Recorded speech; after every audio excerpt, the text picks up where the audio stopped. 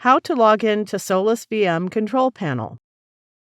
Mostly in the welcome email from your hosting provider, you receive VPS login details. It includes a URL along with a username and a password.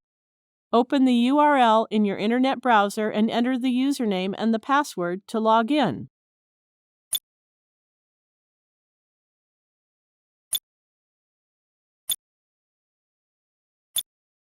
That's it. From this interface, you can manage your virtual servers. You can see the status of your server, whether it is online or offline. You can see the bandwidth and memory usage. We will learn more about server management from this interface in other tutorials. Thank you for watching.